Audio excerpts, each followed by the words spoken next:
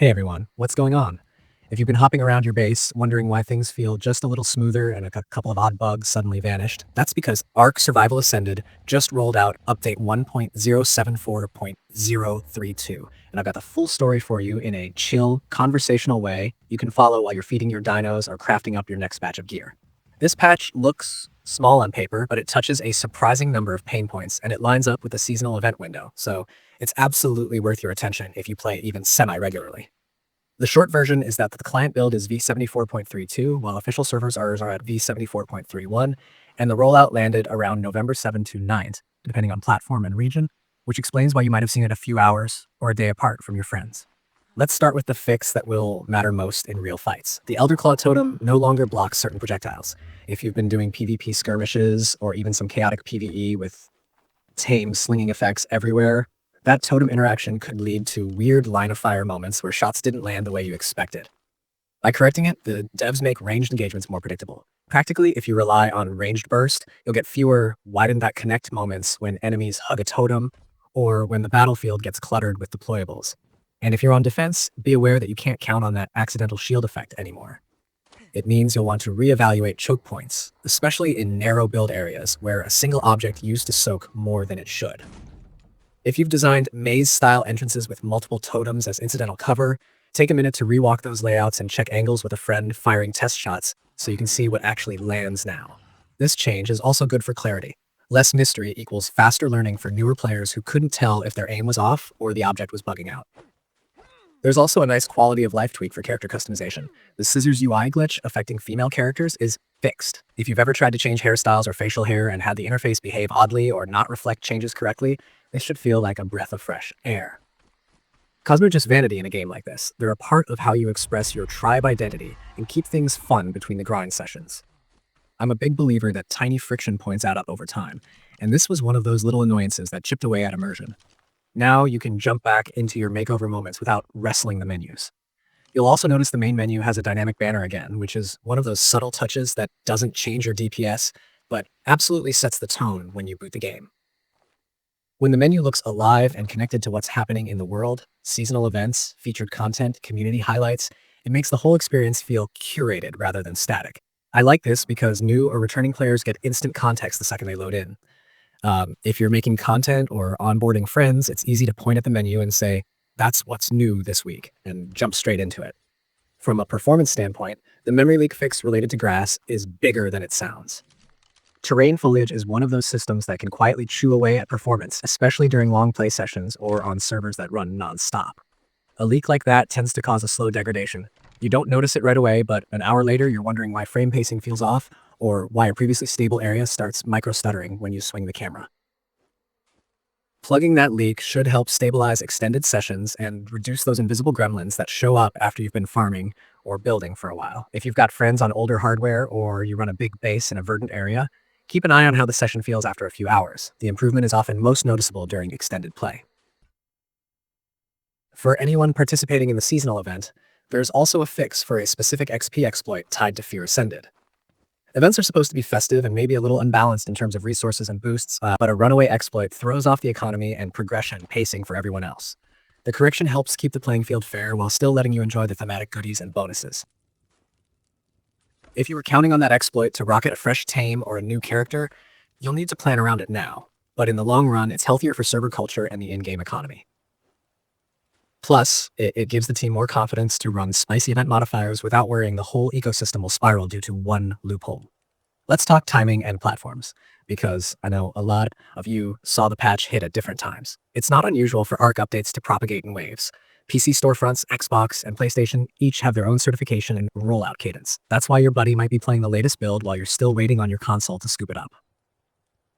The identifier you want to check is the client build number on your title screen or options screen. For this patch, you're looking for v74.32 on the client side, with official servers on v74.31. If you're running an unofficial server or you're joining a community server, make sure the server has updated or you'll run into mismatch errors when trying to join. If it's your server, a quick restart and verification pass usually brings it in line.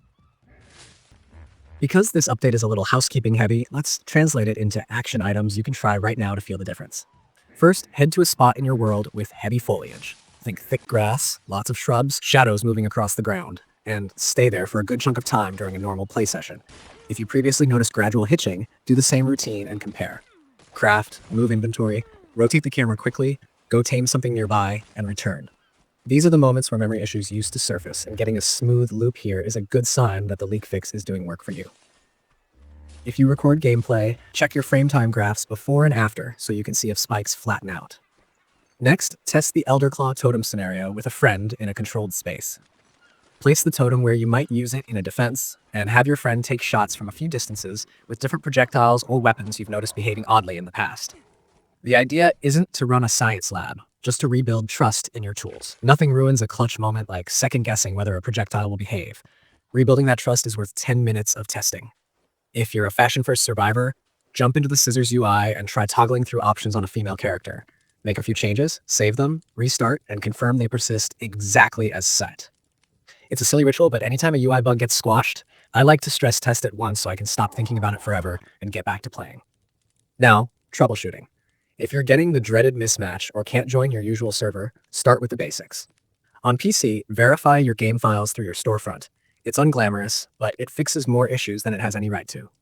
On console, reboot fully, don't just quick resume, and check for updates from the system menu rather than trusting the auto-update. If you host, keep an eye on the server version displayed in your admin panel. A lot of frustration boils down to one side being a minor build ahead of the other. If you're running mods, disable them temporarily to confirm the base game is fine, then re-enable one by one if something's clashing. Post-event periods and UI changes are classic times for outdated mods to start acting weird. Also, glance at any custom config you use that touches foliage or rendering. While this fix is internal, some performance tuning guides tell players to tweak foliage settings, and occasionally those interact poorly after patches. If you create content or you're just the friend who keeps the tribe informed, consider recording a quick what changed fly of your base and favorite combat spots. Showcase projectile behavior around the totem and mention that you're no longer seeing those unexpected blocks. Then cut to your performance-heavy zone and show a bit of movement and crafting while your overlay displays frame time. People love seeing the practical side of patch notes, not just the text. For PvP tactics, I think the projectile fix pushes the meta slightly toward more traditional positioning and sightline control, and less hide behind the object and hope the engine protects me.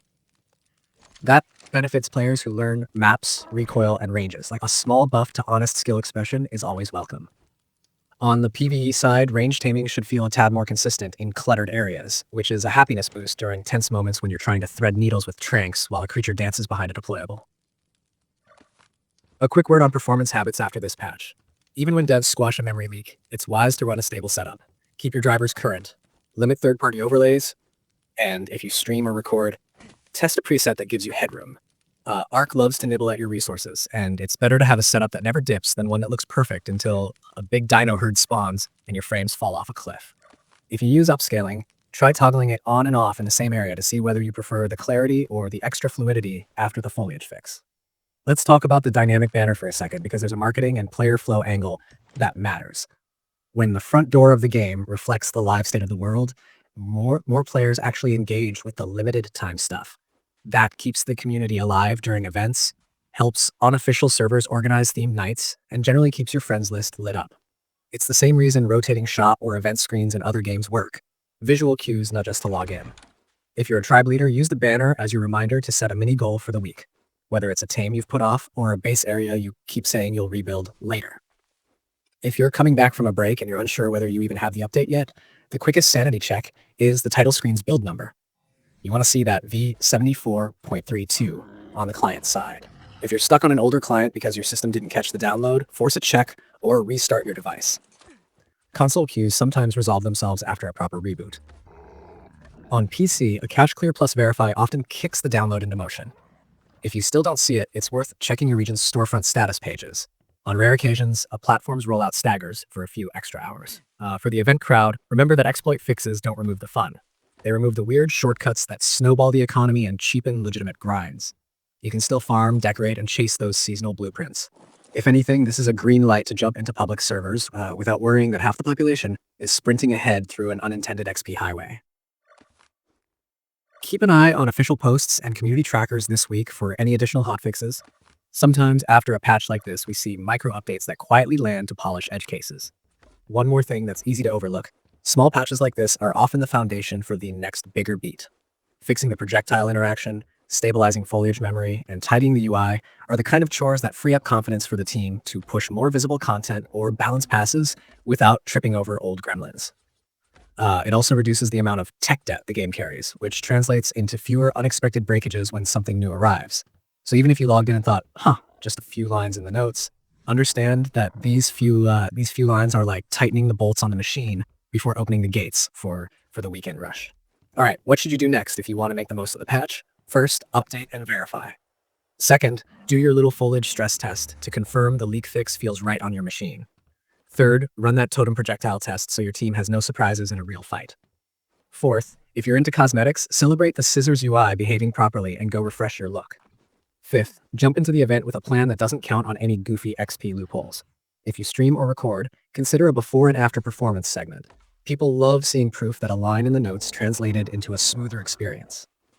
If you ran into any new hiccups, drop your platform and what you were doing when it happened in the comments so other players can compare notes and find patterns. Was it after a long build session? Did it happen in a particular biome?